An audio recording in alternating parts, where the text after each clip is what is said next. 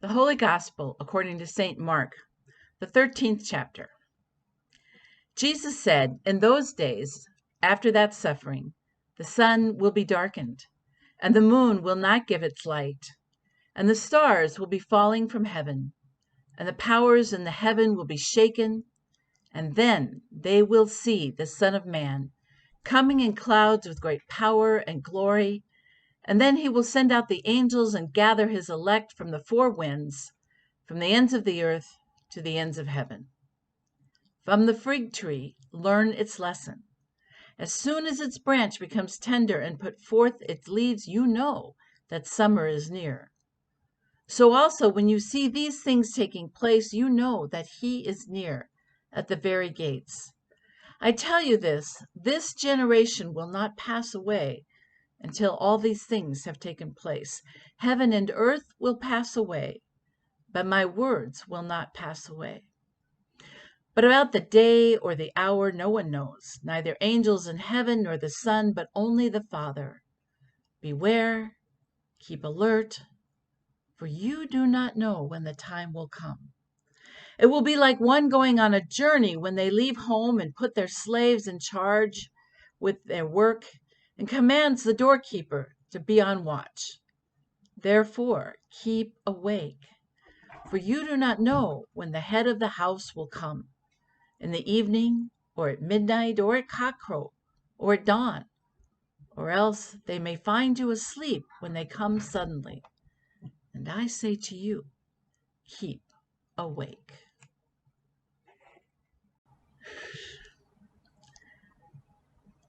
Advent is usually a difficult season to hold on to. Before the leaves even begin to turn their bright fall colors, the stores begin hauling out the Christmas decorations.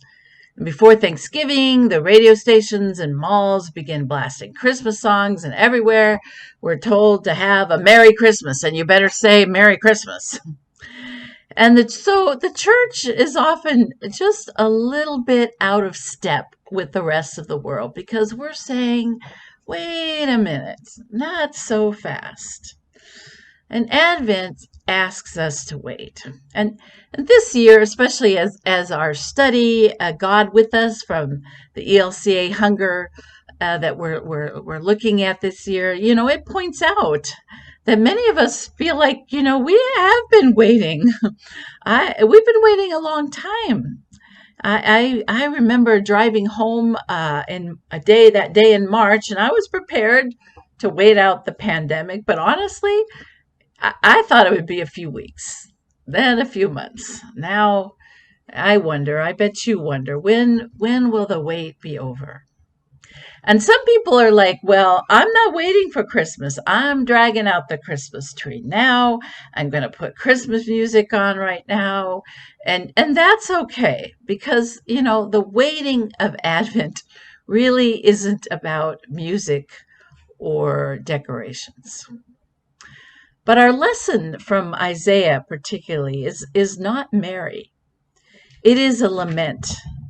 It is a lament from a community that sees that everything has gone wrong for them.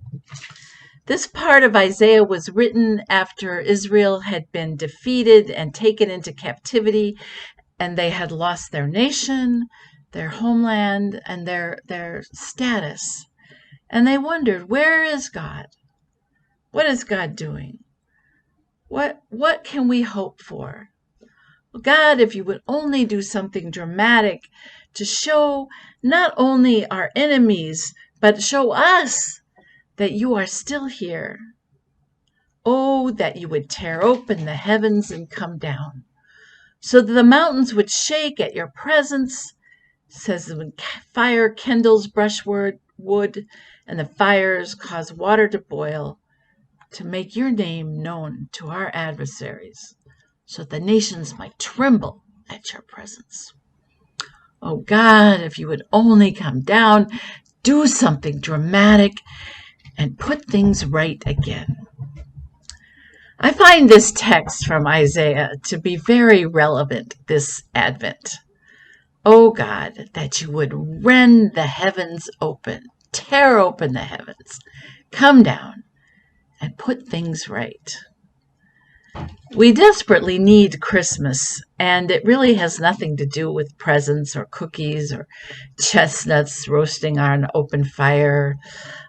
Oh, that you would tear open the heavens and come down. Oh, that you would come and be with us again. The people in exile, God's people in exile, lamented that. And they began to remember what they had lost. And as we tend to do, they romanticized the past. They remembered it differently, forgot all about the bad stuff. When you did awesome deeds that we did not expect, you came down and the mountains quaked at your presence. They remembered the dramatic things. The dramatic events of Exodus, when God led them through the Red Sea, and when Moses climbed up the mountain, which quaked and burned as God gave Moses the law. They remembered the good times, but they also remembered how little they had appreciated the good times.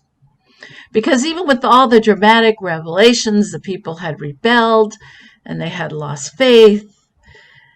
And they remember, we all fade like a leaf, and our iniquities, like the wind, takes us away. We all fade like the wind. We all fade like a leaf, and our iniquities, like the wind, take us away. What kind of a holiday song is that? What kind of a saying is that? Well, it's a true one. And on some level, we all know the truth.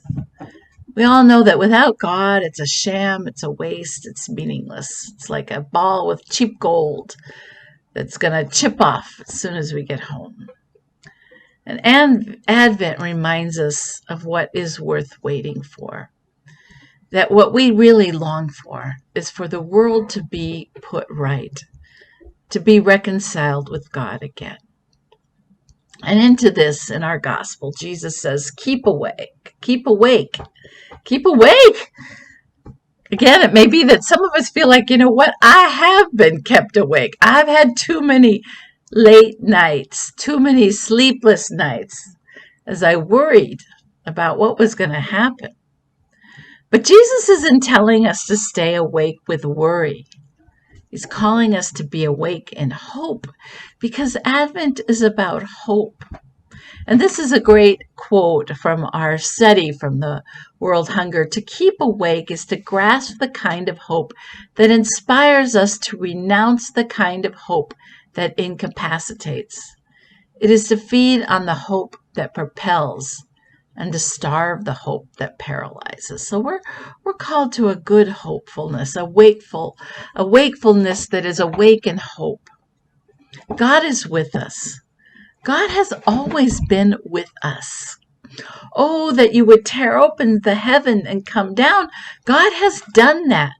God has torn open the heavens and come down. Later this year, when we celebrate the baptism of Jesus, we will read, and just as he was coming out of the water, he saw the heavens torn apart. It's that same word. Because it's not a dramatic coming and militaristic coming that the people of Isaiah maybe were hoping for, and maybe, we're kind of tempted, if not militaristic, but something very dramatic, very obvious that will show everybody once and for all that God is in charge. But the coming was to us, to be with us. It was a coming in Jesus, to be with us, to be with us where we are, to show us that where Christ is, there is love and compassion and justice and mercy. And when we see acts of compassion and love, and we see lives that are changed by justice and mercy, just like those stories that we read in that ELCA World Hunger Study, just like stories that we see and are part of and we live out in our lives, that is where we find hope. That is the hope that we are awake in.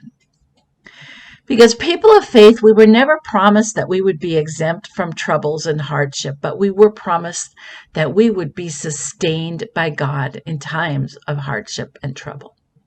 God is with us, sustaining us with hope, The hope that is God is with us, and God is working to redeem the world, and the world will be put right, and the world is being put right, and you know that because you have seen the places where that is happening. And we can believe and trust that.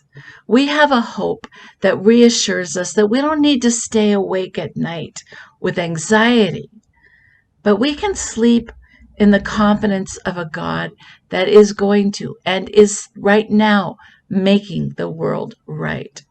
We can keep awake in hope, we can rest in hope, and we can work in hope and love in hope because God is with us.